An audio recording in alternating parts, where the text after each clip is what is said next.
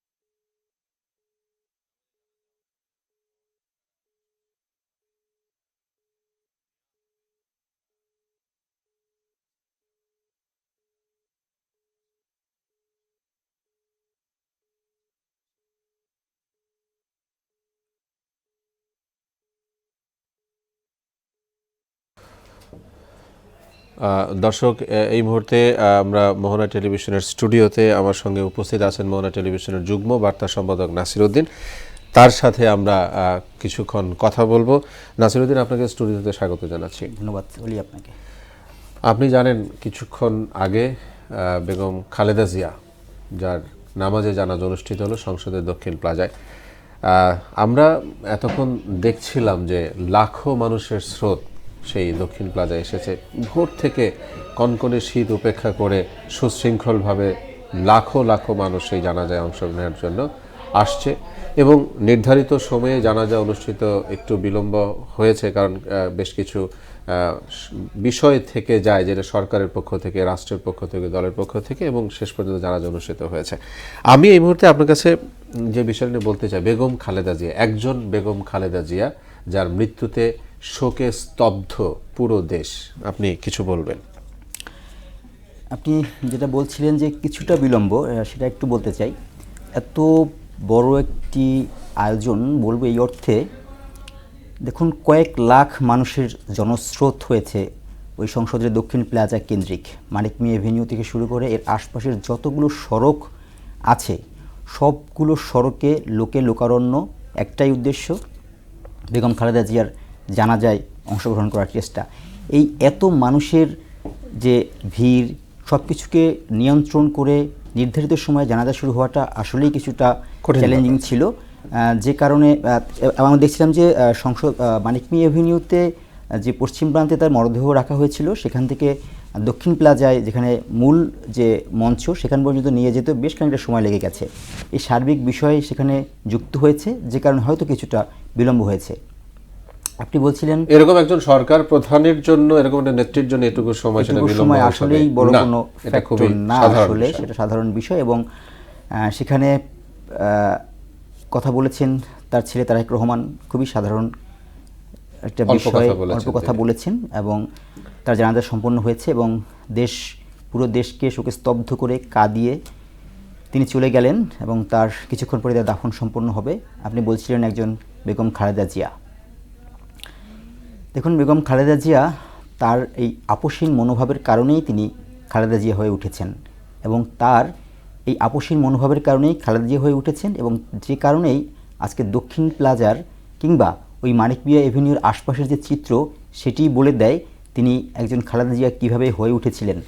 যাত্রাটা একদিনের 2 দিনের তো নয়, যাত্রাটা বিশাল একটা বড় সময়ের যাত্রা, কিন্তু সেই যাত্রায় তিনি আপোষহীন নেত্রীর খেতাব পেয়েছিলেন। কিভাবে সেটা হলেন তিনি? দেখুন, আমরা মনে করতে পারি এরশাদ সরকারের আমলে যখন আওয়ামী লীগ নির্বাচনে গেল, তখন এরশাদ সরকারের সময় তখন স্বৈর শাসকের এক ধরনের তকমা এরশাদের গায়ে ছিল। এই বেগম খালেদা জিয়া তিনি বলেছিলেন যে এই এরশাদ সরকারের আমলে কোনো নির্বাচনে তিনি যাবেন না।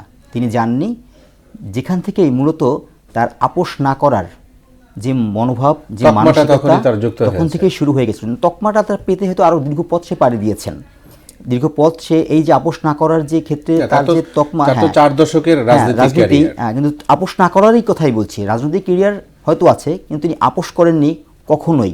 এই একটি জায়গাতে তিনি অনন্য ছিলেন বাংলাদেশের রাজনৈতিক ইতিহাসে। সেই 1986 সালে তিনি যখন নির্বাচনে গেলেন না, অন্য সবাই মোটামুটি গেল, এই আজকের যারা জামাত তারাও কিন্তু সেই নির্বাচনে অংশগ্রহণ করেছিল, কিন্তু বেগম খালেদা জিয়া তিনি সেই নির্বাচনে যাননি। যার ফলশ্রুতিতে 1991 সালে অনেকটা সমান সমান স্রোতের মধ্যেও বেগম খালেদা জিয়া সেই 1991 সালের নির্বাচনে তিনি জয়ী হয়ে ফিরলেন। এই বাংলাদেশের যে তখন তিনি প্রথম প্রধানমন্ত্রী হলেন এবং বিএনপি 1991 সালেই সরকার গঠন করলো এবং এরপরে তার যে দীর্ঘ যাত্রা, সেই যাত্রায়ও তিনি সবসময় আপোষহীন মনোভাব সব ক্ষেত্রেই তিনি রেখেছেন, মানে সেটা থেকে ধরে রেখেছেন বলেই আজকে খেতাব পেয়েছেন আপোষহীন নেত্রী। নাসিরউদ্দিন, আমরা কথা বলবো আপনার সাথে আরও একটু বিষয়। আমরা একটু দক্ষিণ প্লাজা, সেখানে রয়েছে আমাদের সহকর্মী তানজিদ ভুইয়া, তার কাছে যাব, সেখানকার খবর তিনি আমাদের সঙ্গে জানাবেন, যুক্ত হবেন। তানজিদ, নিশ্চয়ই আপনি আমাকে শুনতে পাচ্ছেন এই মুহূর্তে? আপনি যেখানটায় রয়েছেন সংসদের দক্ষিণ প্লাজায়, জানাজা শেষ হয়েছে বেগম জিয়ার, কি অবস্থা এখানে দেখছেন জানতে চাই আপনার কাছে।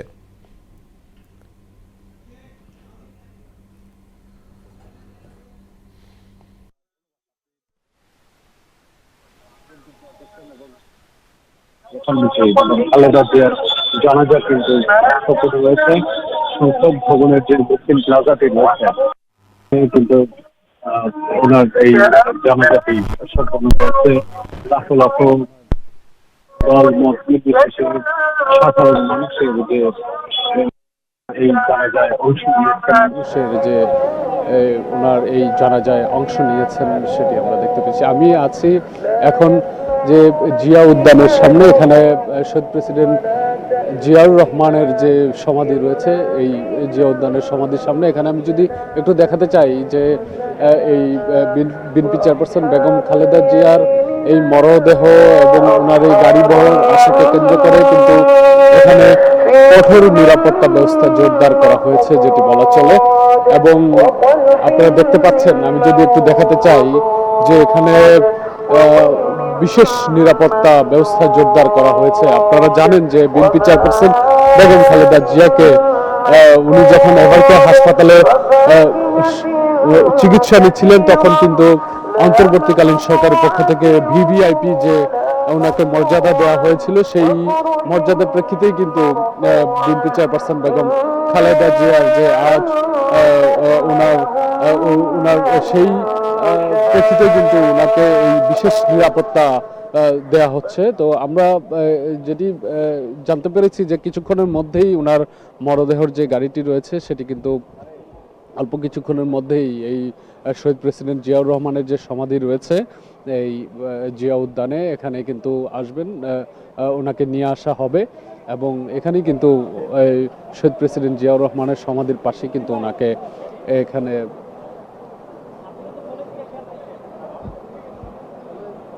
সমাহিত করা হবে, যেটি আমরা জানি। এখন একটু দেখাতে চাই যে ওনার যে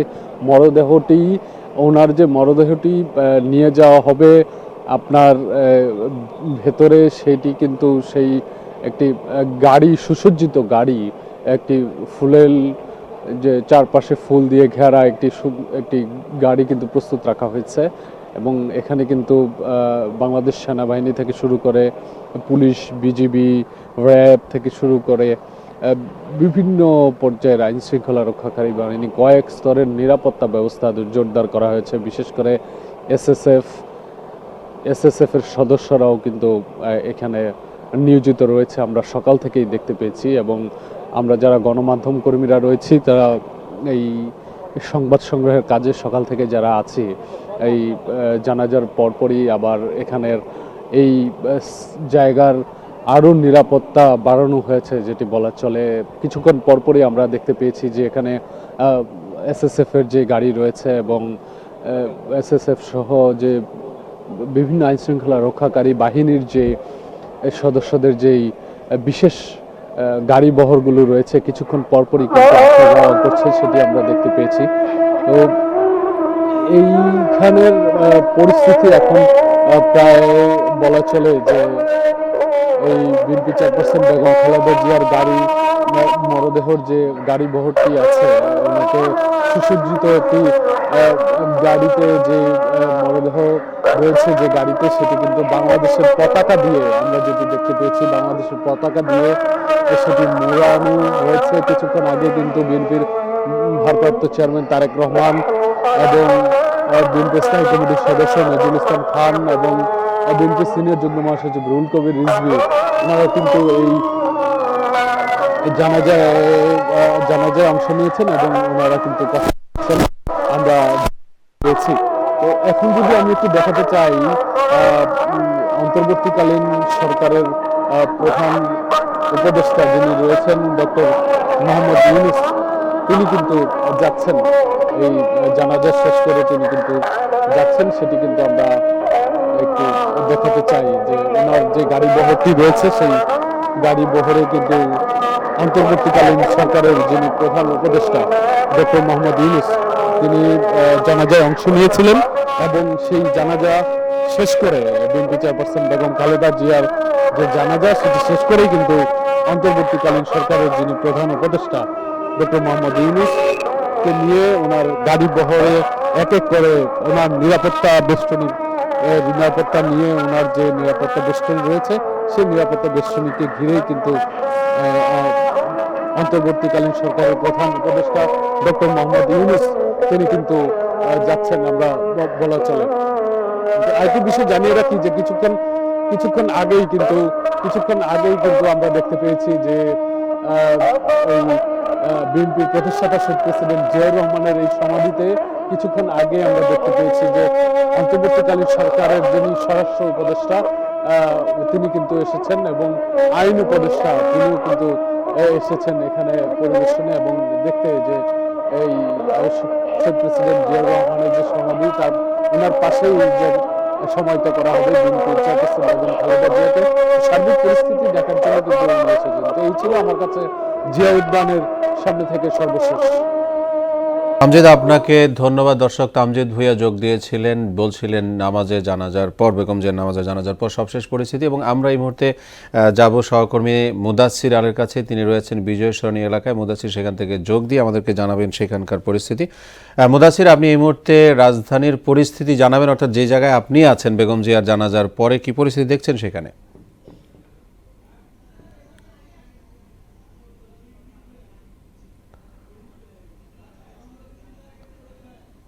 দর্শক, আমরা মুদাচ্ছির আলীর সঙ্গে একটু পরে যুক্ত হব, যান্ত্রিক ত্রুটির কারণে আমরা একটু পরে যেতে হবে তার কাছে। আমরা এই মুহূর্তে আবার স্টুডিওতে ফিরতে চাই, রয়েছেন আমাদের সঙ্গে যুগ্ম বার্তা সম্পাদক নাসিরুদ্দিনের সাথে কথা বলছি। নাসিরুদ্দিন, আমরা একটু দেখে আসলাম সেখানকার পরিস্থিতি, আবার আপনার সাথে আলোচনা যেতে চাই। আপনি বলছিলেন আমার প্রশ্ন অনুযায়ী একজন বেগম খালেদা জিয়া তিনি কীভাবে আপোষের নেত্রী হয়ে উঠছিলেন, সেখান থেকে আবার আপনার কাছে শুনতে চাই। জি, আমরা দেখছিলাম যে লাইভ করা হচ্ছিল যে কিছুক্ষণ পরে, অর্থাৎ তার জানাজা শেষ হয়ে গেছে বেগম খালেদা জিয়ার, এখন অপেক্ষা দাফনের জন্য, অর্থাৎ চিরনিদ্রায় তিনি শায়িত হবেন স্বামী শহীদ প্রেসিডেন্ট জিয়াউর রহমানের সমাধিস্থলে। সেটার জন্যই হয়তো এখন সেই যে প্রস্তুতি সব চলছে। বলছিলেন যে কিভাবে তিনি গণতন্ত্রের অভিভাবক হয়ে উঠলেন বাংলাদেশে, তার আপোষহীন অবস্থান তো আমরা বলছিলাম, তিনি কিভাবে গণতন্ত্রের অভিভাবক হয়ে উঠলেন বাংলাদেশে। গণতন্ত্রের এখন তাকেই অভিভাবক বলা হচ্ছিল। 5 আগস্ট পরবর্তী যে 1.5 বছর আমরা দেখেছি বাংলাদেশে, তাতে দল মত এবং সব মানুষের একটা জায়গাতেই তারা ঐক্যবদ্ধ হয়েছে বাংলাদেশের গণতন্ত্রের অভিভাবক বিএনপি চেয়ারপারসন বেগম খালেদা জিয়া।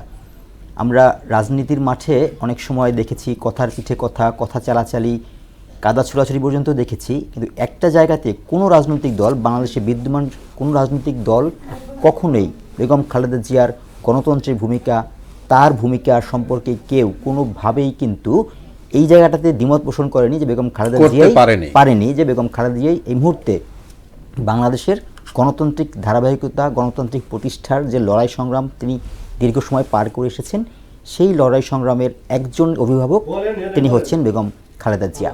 একটি বিষয় আপনাকে একটু আমি এই সাথে বলে দিই, যেমন উনি কখনো অশালীন বক্তব্য, অশালীন কথা বলতেন না। হ্যাঁ, মানে প্রতিহিংসা পরায়ণ। রাজনীতিতে দ্বন্দ্ব থাকে, এক দলের থেকে আরেক দলের কিন্তু দ্বন্দ্ব থাকবে, ব্যাক টু ব্যাক কথা থাকবে, কিন্তু কনফ্লিক্ট করে বিশৃঙ্খলা তৈরি করা এই ধরনের কথা তিনি কখনো বলতেন না, আমরা এটা সবসময় দেখতাম। তারা দীর্ঘ রাজনৈতিক জীবনে তিনি অনেকগুলো কারণে আসলে এতটা জনপ্রিয় হয়ে উঠেছেন। অনেকগুলো কারণেই সংসদের দক্ষিণ প্লাজায় আজকে তার জানাজা ঘিরে এত মানুষের ঢল, এত মানুষের সেখানে অংশগ্রহণ করা। তাকে হয়তো এই আজকে যারা জানাজায় অংশ নিয়েছে তাদের অনেকেই জানতেন যে তার কাছাকাছি যাওয়া, তাকে দেখার সুযোগ তাদের হবে না, এটা অনেকেই নিশ্চিত জানতেন। তারপরেও তারা এই নেত্রীর জানাজায় অংশ নিতে চেয়েছেন শুধুমাত্র তার প্রতি তাদের যে ভালোবাসা, যে আবেগ, সেই আবেগকে ধারণ করেই অনেক দূর থেকে আপনি সকালে আমরা দেখছিলাম যে পঞ্চগড় থেকে দেশের এমন কোনো প্রান্ত নেই যে প্রান্ত থেকে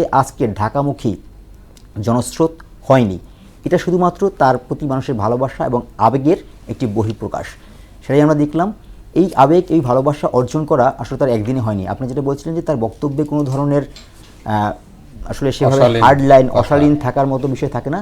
শুধু বক্তব্য নয়, তার কর্মকাণ্ড, তার রাজনৈতিক শিষ্টাচার, রাজনৈতিক পরিশীলন সব কিছুকে কেন্দ্র করেই তিনি একভাবে এগিয়েছেন, যাতে করে দেশের গণতান্ত্রিক ধারাবাহিকতা, দেশের মানুষের কাছে তিনি গ্রহণযোগ্য হয়ে উঠেছেন তার সমস্ত আসলে নিজস্ব একদম স্বকীয়তা ভিত্তি করে, যেটাই হয়েছে গণতন্ত্রের আসল সৌন্দর্য। আসলে জি নাসিরউদ্দিন, আমরা আবারও আসবো আপনার কাছে। আমরা আবার একটু যেতে চাই আমাদের সহকর্মী মুদাসসির আলীর কাছে। তিনি রয়েছেন বিজয় সরণী এলাকায়। মুদাসসির, আপনি নিশ্চয়ই আমাকে শুনতে পাচ্ছেন? আমি জানতে চাই এই মুহূর্তে আপনি যেখানটায় আছেন, বেগম খালেদা জিয়ার জানাজার পর নেওয়া হচ্ছে তার মরদেহ শহীদ প্রেসিডেন্ট জিয়াউর রহমানের মাজারের দিকে। এই মুহূর্তে পরিস্থিতি সেখানে কি দেখছেন জানতে চাই আপনার কাছে।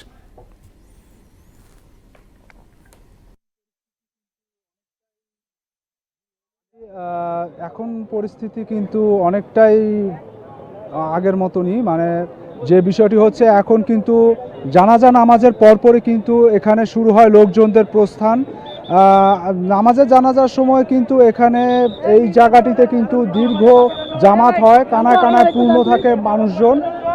কেবলমাত্র আমার হাতের বাম পাশে যে সড়কটি, সেই সড়কটি বন্ধ রাখা হয়। যে সড়কটি দিয়ে ভিআইপিদের জন্য রাখা হয়েছে সেই সড়কটি বন্ধ থাকে। তবে জানাজার পরপরই কিন্তু এই সড়কটি খুলে দেওয়া হয় এবং জনসাধারণের কিন্তু প্রস্থান কিন্তু এখন হচ্ছে। এখনও কিন্তু দেখা যাচ্ছে যে মানুষজন জানাজা শেষে কিন্তু এখনও চলে যেতে দেখা যাচ্ছে, যার যার গন্তব্যস্থলে কিন্তু মানুষ চলে যাচ্ছেন। আর এদিকে কিন্তু নিরাপত্তা বাহিনীকে কিন্তু দেখা যাচ্ছে বেশ সরব, এবং সেনাবাহিনী আছেন, তারা কিন্তু বিষয়টি কিন্তু তদারকি করছেন। পাশাপাশি কিন্তু পুলিশও আছেন এখানে। তো জানাজার পরপরই কিন্তু মূলত মানুষজন সবাই কিন্তু প্রয়াত সাবেক প্রধানমন্ত্রী বেগম খালেদা জিয়ার জন্য দোয়া করেন এবং দোয়া করে অনেক কথাও কিন্তু তারা বলেন। তো এখন কিন্তু বলা যায় যে লোক সংখ্যা অনেকটা কমে এসেছে। যেরকমটি ভিড় ছিল, যেরকমটি চাপ ছিল, সেই চাপটি কিন্তু এখন নেই। যত সময় যাবে ততই কিন্তু মানুষের সংখ্যা কমতে থাকবে। একটি বিষয় বলে রাখি অলি, জানাজা শুরু হওয়ার কথা ছিল কিন্তু বেলা 2টায়। তবে প্রধান উপদেষ্টার আসতে একটু সময় নেওয়া এবং প্রয়াত সাবেক প্রধানমন্ত্রী বিএনপি চেয়ারপারসন বেগম খালেদা জিয়ার মরদেহ মঞ্চে উঠাতে একটু সময় নেয়, কিন্তু জানাজা ঘণ্টাখানেক একটু সময় নেয়। তবে সবাই কিন্তু মোটামুটি এর মধ্যে অপেক্ষা করেছে। এবং এই যে সড়কটি, বিজয় সরণির যে গোল চত্বরটি, এই চত্বরটি আপনি দেখতে পাচ্ছেন যে ঠিক ওই দিকেই যে গাড়ির সারি সবাই এখানে কিন্তু গাড়ি থামিয়েও কিন্তু অনেকেই জানাজায় অংশ নিয়েছেন। কোনো একটি জায়গা কিন্তু বাদ ছিল না, শুধুমাত্র যে জায়গাটি সড়ক বন্ধ করেছে সেই জায়গাটি কিন্তু বন্ধ ছিল। তো এটি কিন্তু এখন খুলে দিয়েছে, যেমনটি আমি বললাম কিছুক্ষণ আগে। এখন কিন্তু অনেকেই চলে যাচ্ছেন, বিশেষ করে রাজনৈতিক ব্যক্তিত্বরাও কিন্তু এখন এই জায়গাটি ছেড়ে চলে যাচ্ছেন। আমরা বলতে পারি যে কিছুক্ষণের মধ্যে কিন্তু এই জায়গাটি আরও জনসংখ্যা কমে আসবে এবং যারা এসেছেন গণ্যমান্য ব্যক্তি, বিভিন্ন রাজনৈতিক ব্যক্তিত্বরা এবং সরকারের সঙ্গে সংশ্লিষ্টরা, উপদেষ্টা মণ্ডলীরা, তারাও কিন্তু এখানে ছেড়ে চলে যাবেন এবং নিমিষে এই জায়গাটি সে স্বাভাবিক পরিস্থিতিতে আবার ফিরবে। তো রাজধানীর বিজয় সরণি গোল চত্বর থেকে এই ছিল তথ্যচিত্র। অলি। মুদাসির, ধন্যবাদ আপনাকে। বিজয় সরণি থেকে যোগ দিয়েছিলেন মুদাসির আলী, বলছিলেন সেখানকার এই মুহূর্তের পরিস্থিতি। আমরা আবারও স্টুডিওতে ফিরবো। আছেন নাসির উদ্দিন, আপনার সাথে কথা বলছিলাম বেগম খালেদা জিয়া সম্পর্কে। আমরা অল্প একটু কথা আরও একটু আপনার কাছ থেকে শুনতে চাই, আপনি যেমন বলছিলেন বেগম খালেদা জিয়া সম্পর্কে। আমি যেটা বলতে চাই, সবশেষ আসলে তার চলে যাওয়া একটা রাজনৈতিক শূন্যতা, বিশাল শূন্যতা তৈরি হয়েছে, যেটা বলছিলাম। তবে শূন্যতা নিশ্চয়ই এক সময় পূরণ হবে, তবে সেই পূরণ হওয়ার ক্ষেত্রে প্রধান মাপকাঠি হওয়া উচিত বেগম খালেদা জিয়া তার যে দীর্ঘ রাজনৈতিক জীবনে, 4 দশকের রাজনৈতিক জীবনে তিনি যে আদর্শ নিয়ে চলেছেন, সেই আদর্শকে সামনে এগিয়ে নিয়ে যাওয়ার যে প্রক্রিয়া, সেই প্রক্রিয়া যদি ধারণ করা যায়, তাহলে তার দেখানো আদর্শ, তার দেখানো পথ, সেটাকে যদি আগামী রাজনীতিতে যারা এখন রাজনৈতিক দলগুলো, বিদ্যমান রাজনৈতিক দলগুলো আছে, তারা যদি তার আদর্শ মেনে রাজনীতিটাকে করে এবং সেইভাবে যদি দেশের গণতান্ত্রিক, বিশেষ করে গণতান্ত্রিক উত্তরণের ক্ষেত্রে তার দেখানো পথকে যদি সামনে নিয়ে আসা যায়, অনুসরণ করা যায়, তবেই বাংলাদেশের এই যে এক ধরনের ক্রান্তিকাল, অর্থনৈতিক ক্রান্তিকাল, সেটাকে কাটানোর ক্ষেত্রে তার দেখানো পথটা অনুসরণ করা খুবই গুরুত্বপূর্ণ আসলে। এবং যারা তার উত্তরসূরি রয়েছেন, বিশেষ করে তার যে সন্তান তারেক রহমান, তিনি যদি সেই দায়িত্বভার গ্রহণ করেন এবং তিনি যদি, শুধু তিনি বলতে চাচ্ছি না, বাংলাদেশের পুরো রাজনৈতিক প্রেক্ষাপটকেই, তার আরো যারা অন্যান্য দলগুলোকেও, কারণ বেগম খালেদা জিয়া এক পর্যায়ে এসে তিনি আর বিএনপি শুধু নেত্রী ছিলেন না, তিনি বাংলাদেশের গণতন্ত্রের অভিভাবক হয়েছিলেন। এই গণতন্ত্র মানে শুধু বিএনপির গণতন্ত্র এমনটা না, অন্য সব রাজনৈতিক দল কিংবা বাংলাদেশের আপামর জনগোষ্ঠীর এক ধরনের প্রেক্ষাপট সেখানে তৈরি হয়েছিল, যেখানে তিনি হয়ে উঠেছিলেন পুরো বাংলাদেশের এক ধরনের গণতন্ত্র, সেই গণতান্ত্রিক উত্তরণেরই অভিভাবক। তার দেখানো পথকেই আসলে গত 15 মাস আমি বলতে পারি অন্ততপক্ষে অনুসরণ করার চেষ্টা করা হয়েছে এবং সেই অনুসরণ করার পথটাও আগামীতে ধরে রাখতে হবে, তবেই বাংলাদেশের গণতান্ত্রিক উত্তরণের যে এক ধরনের প্রেক্ষাপট তৈরি হয়েছে সেটি খুব সুন্দরভাবেই এগোবে বলে আমার মনে হচ্ছে। জি, এবং স্বাধীনতা যুদ্ধের পরে যে বাংলা নামে যে একটি রাষ্ট্র, সেই রাষ্ট্র উন্নত শিখরে পৌঁছাবে সেই নেতৃত্বের মাধ্যমে। জি, আপনাকে ধন্যবাদ। আমরা এর সাথে শেষ করতে হচ্ছে। দর্শক, আপনাদেরকেও ধন্যবাদ। এর সাথে শেষ করছি বিশেষ সংবাদ। পরবর্তীতে আবারও যুক্ত হবে আপনাদের সঙ্গেই থাকুন। ধন্যবাদ সবাইকে।